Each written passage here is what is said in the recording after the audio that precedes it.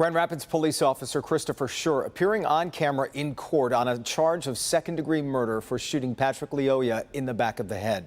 Schurr's attorneys arguing he should be released on bond and also arguing the shooting was justified. Let's bring in Sean Lay, who has more on what happened in court today. Sean.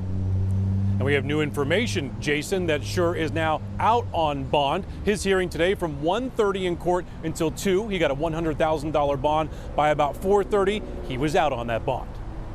Your Honor, the defense submits that Officer Schurr on this charge was justified in his use of force in this episode and is not guilty of this crime. The attorney for Grand Rapids police officer Christopher Schurr arguing that Schurr should be released from jail on bond and also indicating Schurr's defense in shooting Patrick Lyoya in the back of his head during a traffic stop April 4th, that Schurr's use of force was justified and that the officer is not guilty.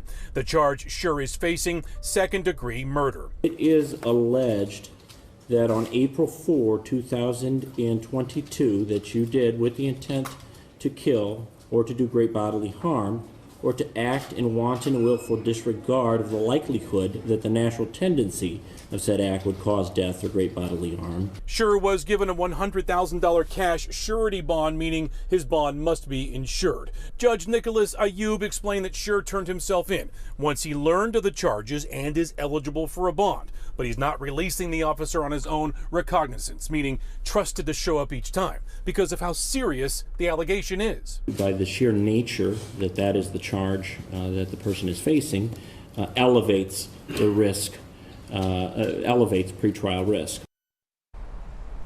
Back here live again, Schurr out on bond this evening. He has to show up for his next court appearance. That's about in 2 weeks. The judge gave him some bond conditions, including not having any firearms. We're live tonight. Sean Lay, Local 4. Back to you. All right, Sean, we appreciate it.